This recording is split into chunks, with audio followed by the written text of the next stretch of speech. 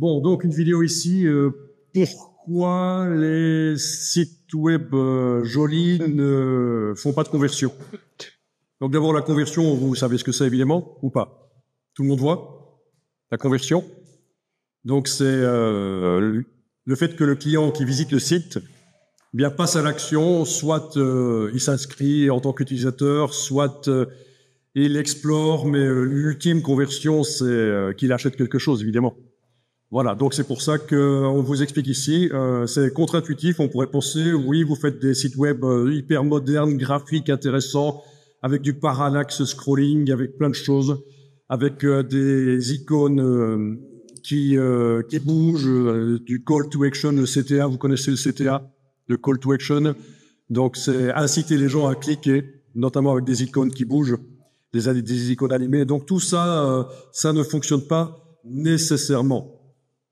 Sauf, et c'est ce qu'il va dire dans la vidéo, si les gens, pour des sites web comme le site de Apple par exemple, parce que les gens viennent et ils savent déjà qu'ils veulent acheter, donc le fait que ce soit graphique et qu'il y ait des choses animées, etc., ce n'est pas un frein. Mais donc voilà, je voulais vous montrer ça parce que ça me paraît assez intéressant. Vous avez vu le site web qu'il proposait en tant que site web qui fonctionne, le site web moche. Il a même été jusqu'à utiliser la police Comic Sans. La police Comic Sans qui normalement est bannie, qui est vraiment la police ver de terre de Microsoft, donc en forme de ver de terre, qu'on n'utilise jamais. À moins, voilà, on laisse ça aux petites associations qui savent pas ce qu'elles font au niveau communication. Mais là, il a montré un site web qui, d'après lui, fonctionnerait mieux qu'un site web avec un beau design. D'accord, là il dit de faire un test AB. Est-ce que quelqu'un ici voit ce que ce sont les tests AB? Ça a plusieurs possibilités. Ouais, c'est en marketing, ça vient du marketing. Quand on met au point un produit, on peut utiliser donc un panel d'utilisateurs type qui sont susceptibles d'être intéressés par le produit. On leur met deux produits en fait. On leur met à disposition deux produits et on leur demande lequel est le meilleur des deux, le produit A, le produit B. Mais sauf que ça marche pas très bien quand on fait ça. Les gens ne savent pas souvent bien décider, et ils tergiversent.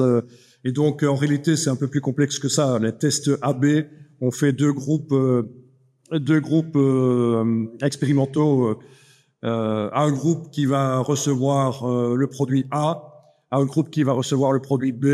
On teste leur réaction à chacun et puis on voit par statistique quel est le produit qui remporte le meilleur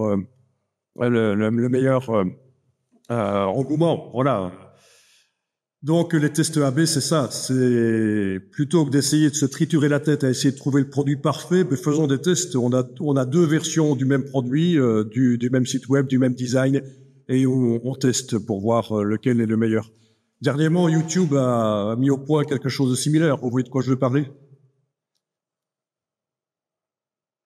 Ils ont mis quelque chose de vraiment très similaire au test AB pour voir qu'est-ce qui emporte le mieux. Non, pas les shorts, non. C'est quelque chose d'assez récent, ça date d'il y a moins de 6 mois, c'est en 2024. Des vidéos qu'on nous propose? Non, c'est pas ça. C'est vraiment un truc que vous êtes passé à côté, apparemment. Pas sur YouTube. Vous n'êtes pas sur YouTube. Pourtant, c'est une plateforme qui va devenir... C'est pas chose, mais c'est normal. Ah, pour communiquer, non. Ah non, vous n'aimez pas, c'est Yvel. C'est ça? Vous n'aimez pas? C'est pas que je n'aime pas, je ne pense pas. Vous savez que ça va remplacer la TV, ça devient vraiment très très gros, ça va remplacer... C'est tendu. Ah ouais.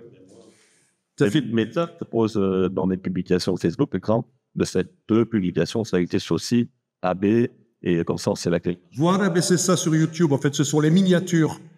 Les miniatures, créer des miniatures. Donc, avant qu'on clique sur la vidéo, là, vous voyez la miniature, qui fait à peu près, dans sa taille maximale, je pense que ça doit être 400 pixels, mais c'est votre de mémoire, c'est peut-être pas exactement ça, mais la miniature qui peut coûter des milliers d'euros. Il y a des gens spécialisés dans la création de miniatures pour les influenceurs. Les influenceurs peuvent payer quelqu'un 1000, 2000, 4000 euros pour créer une miniature qui va amener du clic.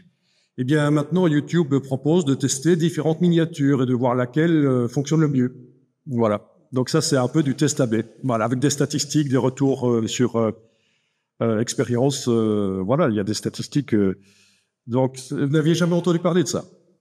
Forcément, si vous vous intéressez pas extrêmement à YouTube, voilà. Donc ta fille de 12 ans est toujours sur YouTube. Ah, moi, j'ai 3 filles, elles sont aussi beaucoup sur YouTube. J'ai l'impression que c'était passé. Que c'est dépassé. Ah, mais non, ça se développe. Par contre, quelque chose, un tuto, quoi, je vais pas aller sur YouTube, c'est sûr. Il y a TikTok qui, évidemment, est la grande application pour l'instant, mais YouTube, avec ses shorts, c'est un peu planté, mais pour des vidéos plus longues, ça reste intéressant. Mais c'est vrai qu'on a dit que ça allait péricliter, que ça allait être moins intéressant, que ça allait être concurrencé, mais apparemment, ça rebondit bien. Ça rebondit bien, ça va vraiment remplacer beaucoup de chaînes de TV. Ça fait des années qu'on le dit, mais la télévision traditionnelle linéaire, hein, comme on dit linéaire. Oui, vous comprenez le terme linéaire, le média linéaire. Tout le monde voit. Faites bien de le dire quand vous ne voyez pas. Un média linéaire, ça veut dire que c'est un flux continu et vous n'avez pas le choix d'aller en arrière, de choisir ce que vous voulez regarder. C'est sur la chaîne. Hein. Vous regardez une chaîne, vous n'avez pas le choix de regarder autre chose que ce que la chaîne propose. C'est linéaire. Voilà. C'est ça qu'on appelle un média linéaire. Donc tout ce qui est média linéaire. Mais là aussi, il faut tempérer parce qu'apparemment les jeunes regardent quand même encore la télévision de manière assez surprenante. Donc très intéressant et applicable à tout ce qui concerne le graphisme et la communication. La surcharge cognitive, en anglais le cognitive overload. Donc le fait que les gens ont, comme il le dit, une capacité réduite à traiter beaucoup d'informations et donc quand il y en a trop, c'est contre-productif.